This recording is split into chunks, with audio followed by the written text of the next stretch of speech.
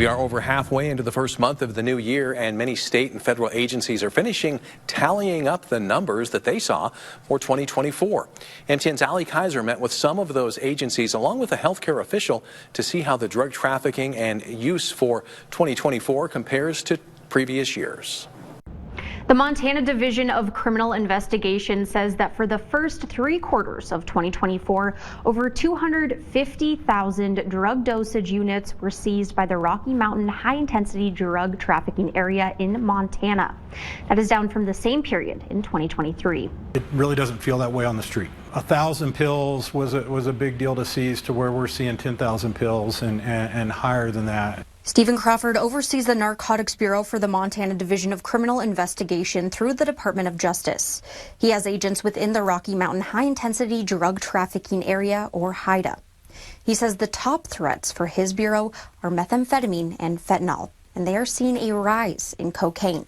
Virtually 100% of the methamphetamine and fentanyl that we get comes from Mexico. And when I get the question of how much of that is cartel related, all of it.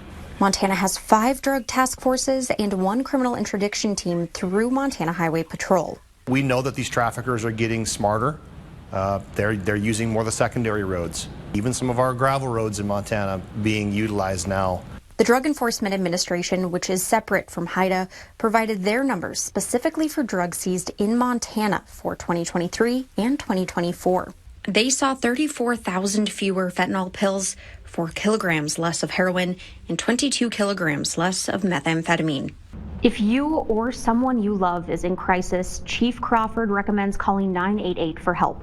In Helena, I'm Ali Kaiser, MTN News.